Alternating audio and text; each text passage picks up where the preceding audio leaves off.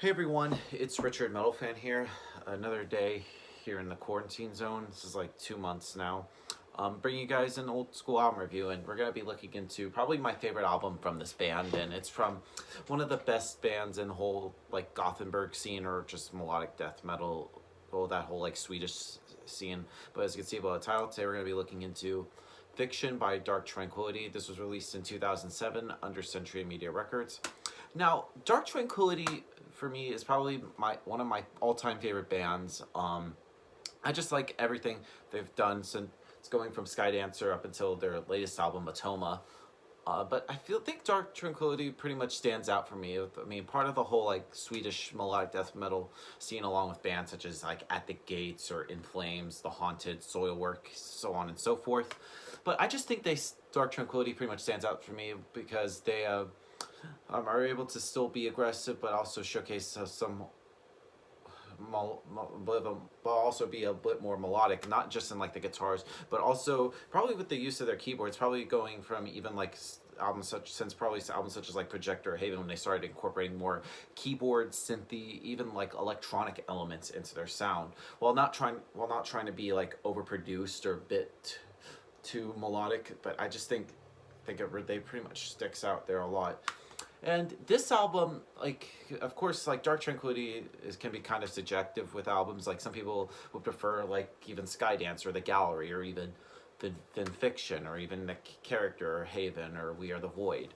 But you could definitely tell like it's pretty subjective. But I feel like this album, is a kind of like I don't know how to say it. It's just a flawless album. I've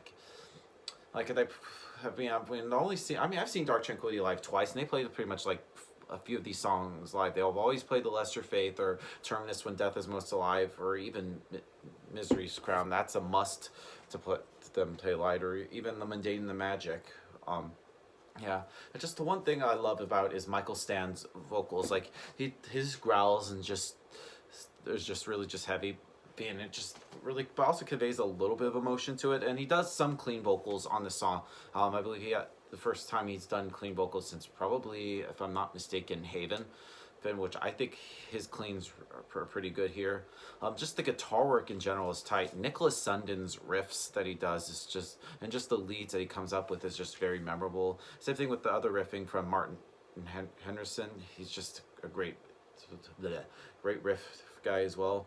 The bass playing is pretty audible, especially with the first track, which we'll talk into later. I mean, Michael Nicholson's bass playing just really steps up. And the keyboards, I mean, Martin Hendricks Martin Brandstorm's like keyboard playing like just really is great. Like it definitely shines on a lot of this album. It just conveys a lot of like atmosphere, just melody, and just makes some of these songs really beautiful. And just the drumming is pretty tight. Anders Yevarp's drumming is just spot on. So yeah, without further ado, let's dive into this album track by track. Now, starting things off is Nothing to No One. This is pretty much where we get kind of like a suspenseful element of here, a lot of like an element of surprise.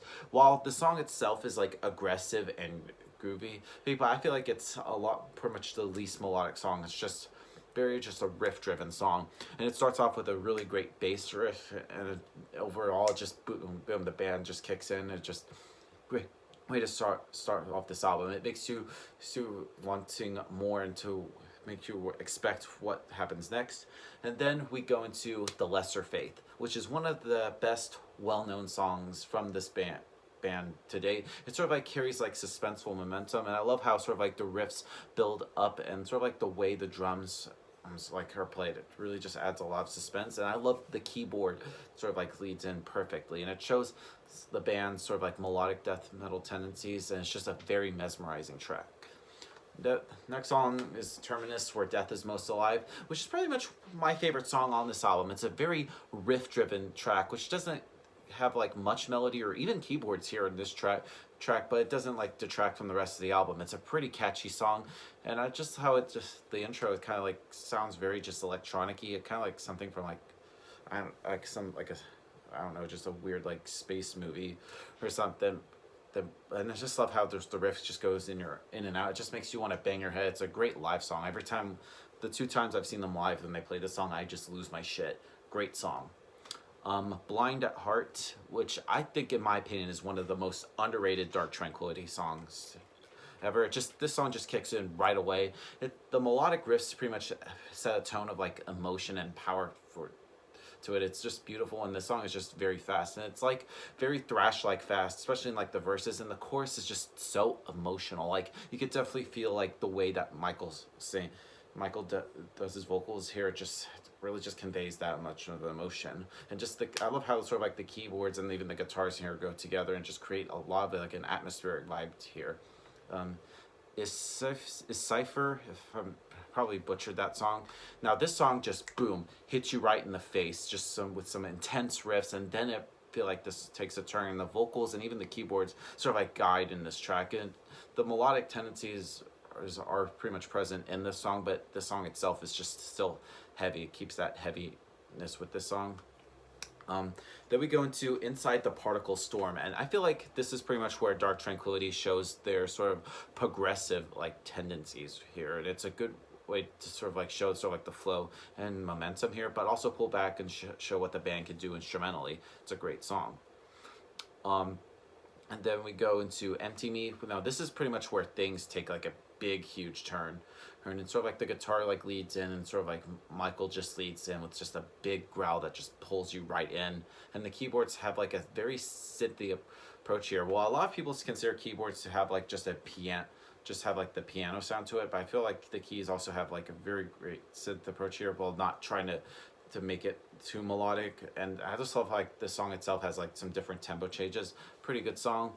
And then we go into Misery's Crown, which is one of the most famous Dark Tranquillity songs to date, and I just love how the keyboards in here are like the most classical sounding here, and it pretty much sets a tone of emotion that flows really well. And I love how Michael brings in his clean vocals, and I just pretty much changed the form, change a little bit of a change of the formula from what we've heard. But I feel like some people say like melodic death metal can be formulaic, but I just think that Dark Tranquillity has a formula, but they still stick with it, and just the riffs come in and it just changes the vibe here. Great song. Moving on to Focus Shift. Now this is pretty much where it takes a bit of a groove here, and just the riffs just lead you in. Is just amazing. While it is melodic, but it doesn't just slow down at all. It's pretty much one of the heaviest songs on here. It's like it just feels very upbeat, and it's just a fun song to listen to. And just love how the ending solo is probably one of the best things that Nicholas Sundin has done. Yeah.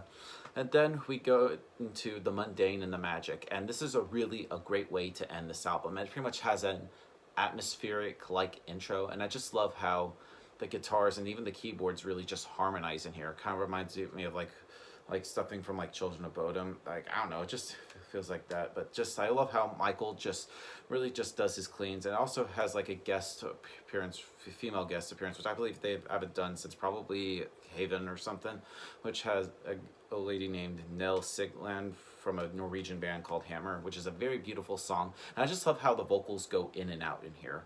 Really beautiful way to just end this album. Now, of course, this album has like some bonus tracks, or like if you get like the expanded edition. I mean, like I haven't heard those songs, but if I did, I think that they would be awesome, because like this album is already just so good. Like I think it wouldn't even make it even more or less awesome, but it's just overall it's just a great album. I just feel like this album is just a great album. Like I just think a lot of people really need to listen to this album. If you're just trying to get into melodic death metal, this is one album I would really recommend.